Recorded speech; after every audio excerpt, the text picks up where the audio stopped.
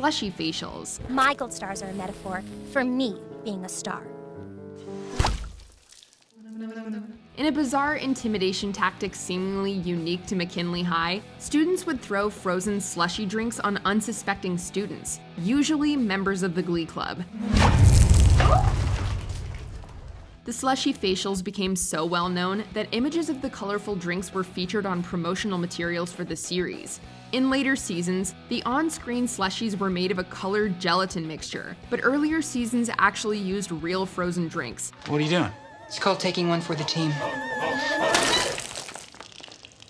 It just goes to show how dedicated the actors on Glee were to their roles, and why they looked so believably shocked in those first slushie facials. What about the moral implications of abusing a kid in a wheelchair? I say equal opportunity for all. Number 9. Finn Hudson can't dance. Well, I knew I was a bad dancer, but I never thought my dancing was dangerous. In a show full of incredibly talented performers, a weakness in ability really stands out. Unfortunately for Finn, this meant his less than stellar dance moves were totally obvious.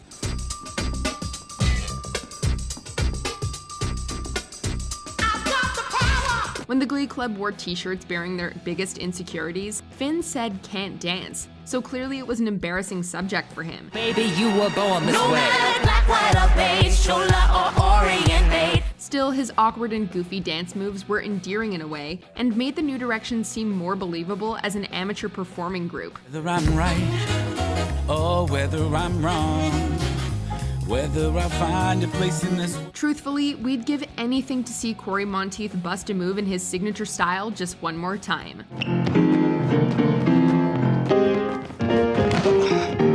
Number 8. Sue Sylvester knows hardship. Ruthless cheer coach Sue Sylvester has zero tolerance for whiners, which she makes abundantly clear at least once an episode. Think this is hard? I'm living with hepatitis. That's hard. One of her favorite ways to shut down complaints is to remind people that she's done things much harder than whatever they're complaining about. You think this is hard? Try auditioning for Baywatch and being told that they're going in another direction. That was hard. From getting waterboarded to living with hepatitis and getting rejected from the show Baywatch, Sue's experienced many struggles in her life. One of these jokes was actually the very first line of dialogue in the Glee pilot. You think this is hard? Try being waterboarded. That's hard. Each joke was a bizarre and unexpected glimpse into Sue's personal life and past, and really rounds out the amazing character of Coach Sylvester. You think this is hard? I'm passing a gallstone as we speak. That's hard. Number 7. Brittany S. Pierce likes bad songs. Everybody loves Brittany, but we can also agree she has terrible taste. A little time. This is obvious in the way she can often be seen bobbing her head and enjoying some objectively terrible performances and songs. Out of all the Glee Club, she's the only one who seems to like watching Sugar Mata and Stoner Brett's shockingly bad auditions. Morning on my mind, sipping on a 40 while I'm posted on the grind. You know the pain, the game. Brittany even once said that her favorite song was My Headband, Rachel's original song that was literally about her headband. Think about it. What's your favorite song of all time? My headband. So the next time you ask yourself what kind of person would like the latest terrible song, the answer is probably Brittany S. Pierce, which is just one more hilarious reason why we love her so much. Number 6. Becky Jackson hates xylophones. Becky, that's a man's pee! I was lost, coach! Becky Jackson is one complex character, and one thing we'll never understand about her is what exactly her problem is with xylophones. Heads up, McKinley. The first time we see Becky interact with the xylophone, she's playing it before Sue's morning announcements, a la Blanche Hodel in Grease. But sometime after that, things changed, as Becky seemed to have a personal vendetta against all the xylophones at McKinley. And please be careful walking past my brand new xylophone. It seemed any time she got angry, there was a convenient xylophone nearby for her to take her aggression out on, which made us laugh every time. Becky, no. Don't even think about it. Becky, no, don't. It was such a hilarious and bizarre character trait that no one but Becky could pull off. Number 5. Emma Pillsbury's pamphlets. I just got my new pamphlets back from the printer. I am feeling so Stephen King with these things lately. You know, just so prolific. As McKinley High's guidance counselor, Emma Pillsbury liked to prepare for her students' questions with a wide array of very specific pamphlets. Each one seemed like it was tailor-made to fit the needs of a certain character. All of them had oddly intriguing titles, such as No Insurance, No Problem, How to Give Yourself Stitches, and So She Moved In With Someone Else. Ouch.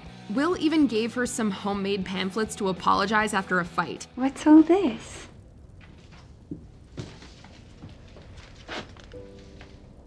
So you are a jerk to your fiancé? It's safe to say she's pamphlet obsessed, and they might even be her own quirky love language, but she's such a kind and sweet character that it comes across as genuinely endearing. Number 4, wanky. It's unclear where this catchphrase came from, but it's basically Santana's version of That's What She Said. You guys have a hole to fill, and I'm just trying to help fill it. Wanky. Anytime someone says something that could be interpreted as a sexual innuendo, Santana likes to point it out with this one simple word. Now, it's no secret that Coach Sylvester has taken her licks. I mean, just wanky. It seems to have been originated by Santana herself, because although the word is sometimes used in British slang, it's more often used to describe someone pretentious or foolish, rather than an innuendo. Now, I realized when I chose Becky as co-captain for the Cheerios, it might have rubbed you the wrong way. Wanky. Even though it's not universally known slang, we still know exactly what Santana means when she delivers this line with a smirk that often adds levity to tense scenes.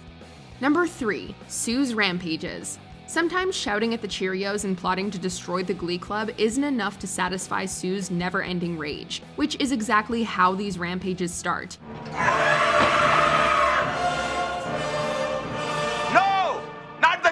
When things get too much for Coach Sylvester, she takes it out on everything around her, as she goes off on a furied frenzy of destruction throughout the school. The dramatic music that often plays in the background makes her rage even funnier, although it surely would be a terrifying scene for anyone witnessing it in person.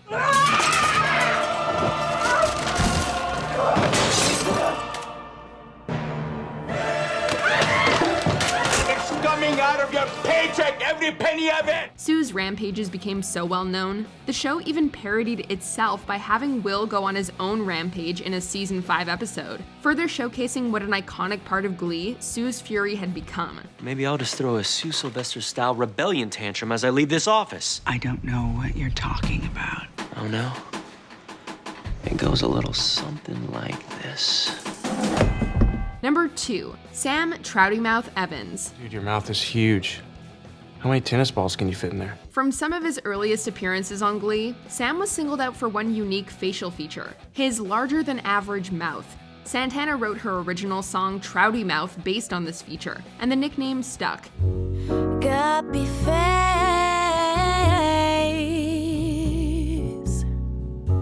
Trouty mouth. From that moment on, Sam became known as Trouty Mouth, or some variation of that name. Fans loved both the song and the nickname, and managed to convince Glee's production team to release the track on iTunes purely through popular demand. Just heard the news that Trouty Mouth is back in town. I've been keeping a notebook, just in case this day ever came. Welcome back, Lisa Rinna.